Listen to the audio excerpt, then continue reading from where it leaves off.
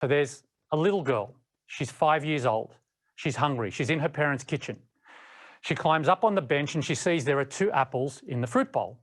She grabs one in her left hand and one in her right hand. At that point, her mum comes in and says, "Sweetie, can I have one of those apples?"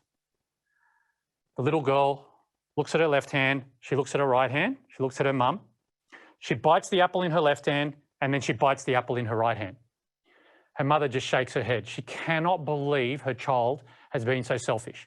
It's at that moment the little girl holds out the apple in her right hand and she says, "Here you go, mummy. This is the sweeter one." Ah, lots of you are wishing that was your kid. It's not mine, I can tell you that. So here's what you need to know. We lose all ability to influence anybody when we question their motive. We lose all ability to influence anybody when we question motive. Forget about it. If you question someone's motive, you are effectively questioning their character. They will shut down, get resistant, and you're on a path to nowhere. And by the way, my experience is 80% of the time, people do have a noble intention. They start with a noble intention. Even if they're clumsy in their execution or their impact on you, they start with a noble intention.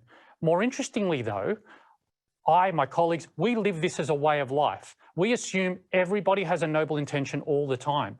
When you do that, even the 20% who may not have a noble intention for all sorts of reasons, when you respond to them as though they do have a noble intention, 80% of them respond nobly. And so now you have 96, 97% of people acting with a noble intention. It's a much better way to live. You achieve far more with less effort, faster. I accomplish a lot more today than I did even 2 years ago because I always, always, always assume a noble intention. And if you want to influence anybody, you must do that. And so my question for you to reflect on is, how often, particularly when we think about head office, how often do you assume a noble intention versus ascribe a sinister outcome, right? A sinister motive?